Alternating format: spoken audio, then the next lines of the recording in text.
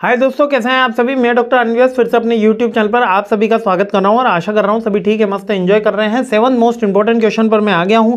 अंतिम प्रहार की सीरीज चल रही है, बड़ी इंटरेस्टिंग सीरीज चल रही है। का बिजनेस कम्युनिकेशन का सब्जेक्ट है, हाफ सीरीज कंप्लीट हो गई है। प्रेजेंटेशन इसके लिए हर एमबीए के स्टूडेंट को एटलीस्ट तो आनी चाहिए, भले वो एचआर, मार्केटिंग, फाइनेंस किसी का भी हो।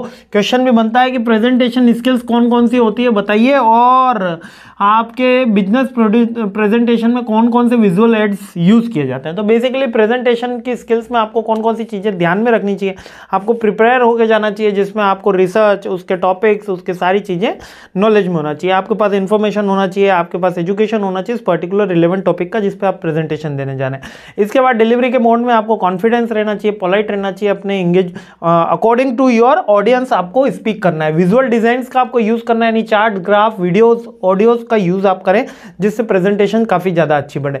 एंगेजमेंट होना चाहिए। प्रेजेंटेशन वन वे कम्युनिकेशन नहीं होता, याद रखिए कि प्रेजेंटेशन के टाइम आपको टू वे, यानी आपको ऑडियंस से भी बात करनी है।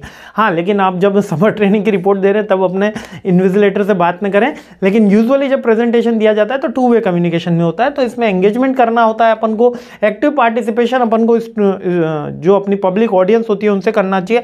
और एडेप्टेबिलिटी, एडेप्टेबिलिटी मतलब कि जिस तरीके की ऑडियंस है और जो अपने पास रिसोर्सेज हैं। एक बार मैं प्रेजेंटेशन देने गया और वहां पर मेरा प्रेजेंटेशन विजिबल ही नहीं हो रहा था, यानी कि कोई नेशनल सेमिनार था किसी कॉलेज के अंदर, मैं प्रेजेंटेशन देने गया लेकिन वहां पर प्रेजेंटेशन विजुअली नहीं हो रहा था। कुछ इलेक्ट्रिसिटी प्रॉब्लम थी और वाइट लाइट का कुछ ऐसा रिफ्लेक्शन आ रहा था कि प्रेजेंटेशन वहां पर जो व्हाइट बोर्ड उन्होंने रख रखा था उसके ऊपर वो विजिबल नहीं हो रहा था। तो अब क्या करा जाए, क्या प्रेजेंटेशन नहीं दी जाए? तब हमने बिना पीपीटी की सहायता से एज ए नॉर्मल कन्वर्सेशन करके मेरी वो प्रेजेंटेशन कंप्लीट करी। तो ये एडेप्टेबिलिटी हमने लाई। एडेप्टेबिलिटी का मतलब कि ऑडियंस के फीडबैक के अनुसार हमारे जो क्वेश्चंस बन रहे हैं, जो आपको रियल टाइम सिचुएशन ले रही है उसके अंदर, ये वेरियस स्किल्स हैं जो प्रेजेंटी के अंदर होनी चाहिए।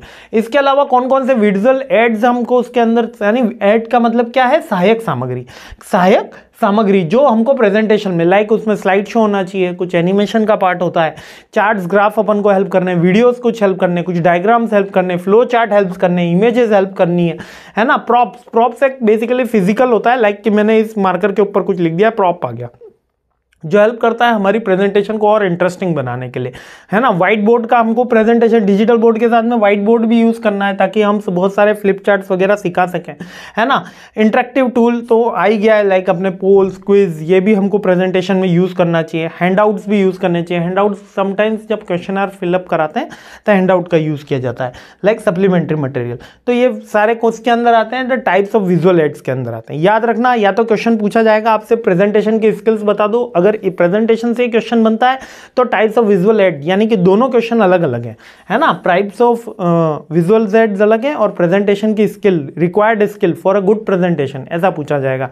तो अभी वो प्रेजेंटेशन में भी अपन देख लेंगे कि क्लियर होना चाहिए, प्रिसाइज होना चाहिए, स्मॉल होना चाहिए, टू द पॉइंट होना चाहिए, समराइज होना चाहिए, है ना। स्पीकर का टोन जो है वो ऑनेस्ट होना चाहिए, पोलाइट होना चाहिए, और डेटा बेस्ड होना चाहिए, रेशनल होना चाहिए, और इंटरेक्टिव होना चाहिए, टू वे कम्युनिकेशन होना चाहिए। ये सारी बातें अपन को लिखनी है, ठीक है। बहुत सारी बातें मैंने बोल दी, अब याद कर लेना, वीडियो रोक रोक के देख लेना, बाकी डिटेल वीडियो में तो आपको डिटेल में बता ही चुका हूँ। चलिए आगे बढ़ते हैं, सीरीज आगे बढ़ाते हैं। जय हिंद।